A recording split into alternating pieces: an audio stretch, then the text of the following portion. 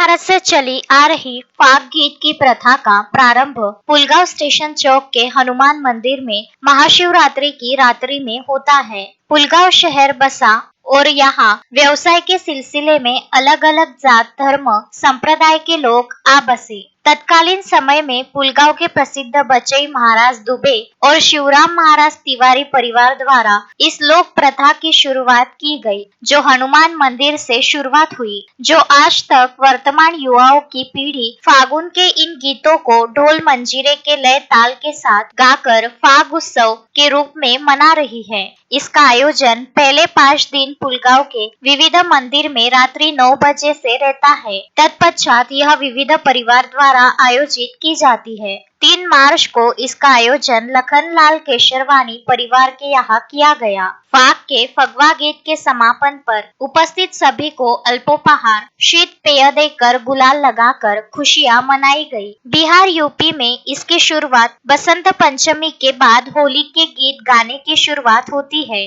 जो होली तक रहती है। संपूर्ण महाराष्ट्र में पुलगांव एकमात्र गांव है जहां इसका आयोजन आज भी जारी है। इस फाग उत्सव को आनंदोत्सव के रूप में अबीर गुलाल लगाकर और पूरे उत्साह और भाईचारे के साथ सभी समाज के लोग सम्मिलित होकर मानते हैं। होलिका दहन के पश्चात दूसरे दिन एक समूह के रूप में ढोल मंजीरे के साथ फाग गीत गाकर एक दूसरे के घर आंगन जाकर गुलाल रंग लगाकर रंगोत्सव मनाते और एक दूसरे के गले मिलकर होली की शुभकामना और बधाई देते हैं। अश्विन शाह, विदर्भ न्यूज, पुलगांव।